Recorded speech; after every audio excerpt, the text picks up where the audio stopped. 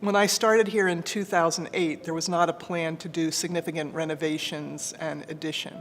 But it became obvious as I was here longer and as the members here talked about what was going to come next and what the future of this congregation was, that we really needed to do some updating and some addition. I think folks here were a little nervous at first, especially as we didn't realize what the scope of the renovations were going to be, but I think the folks have met the challenge and have come through with flying colors. In 2011, a long-range planning task force was formed to talk about what direction our mission should go here. And it was out of those conversations with folks in the congregation that the decision was that we really needed to renovate and to build, to add more space. The community, mostly what I hear is, oh, they're building at Christ Dryville.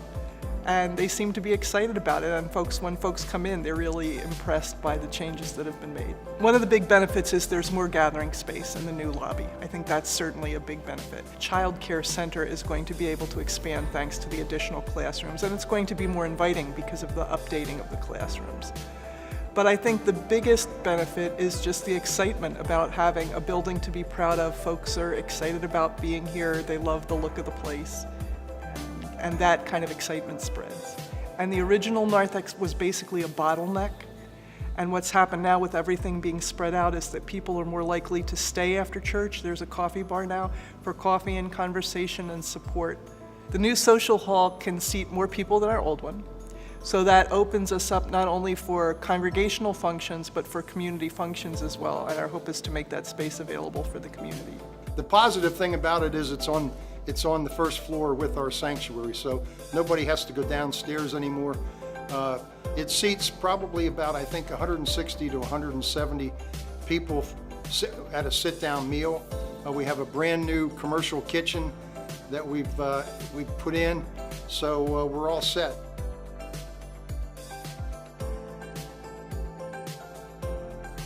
We started in 2011. And we put together a long-range planning program, and we basically reached out to all the members of the congregation, and we had sessions after church to get their input on what they thought we needed for the next 5 years going forward. And out of that came a list of major things. We needed to expand the narthex. We needed to bring everything up to code, ADA compliant, which meant we had to put an elevator in. We had to expand our offices. We didn't have adequate offices for all of our staff and the child care. And then we needed to redo all of our educational rooms, both for child care and for our Christian Ed program. Throughout the building, there is new audio and video components, so we're going to be able to take advantage of that kind of technology in the sanctuary and in the social hall. Probably the most difficult aspect is trying to do a renovation to a 50-year-old building, which is about 15,000 square feet, and then adding 6,600 square feet new while you're keeping a child care center operational every day of the week and on Sundays having a church service. Probably the most rewarding part of this whole project from my perspective was the positive attitude of the congregation, both from the point of view of funding the project, raising the money, as well as the time and talent part of volunteering their time and skills. Certainly couldn't have done it without the building committee, and then we had subcommittees that all functioned, and we had no problem filling all the roles and getting people to perform.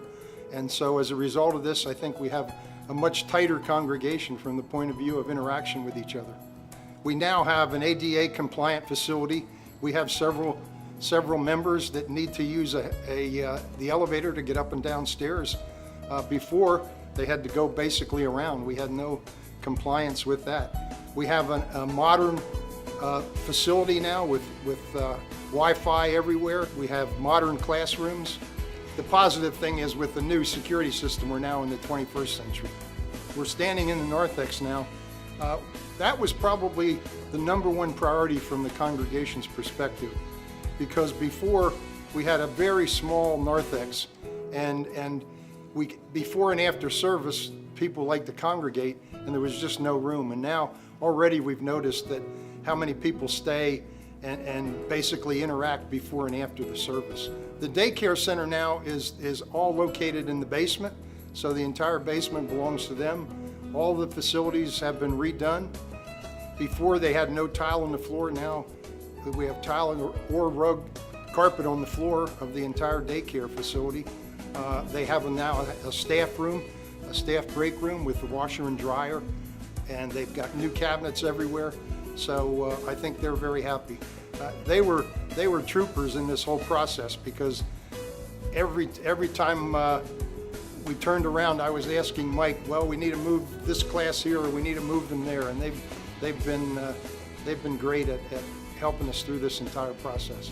We're hoping in 3 years to do another long-range plan, because part of what we wanted to do with this project was the design has a patio off of the narthex, and then we have another top of the bell tower over the entranceway. I think we'll get support to do that.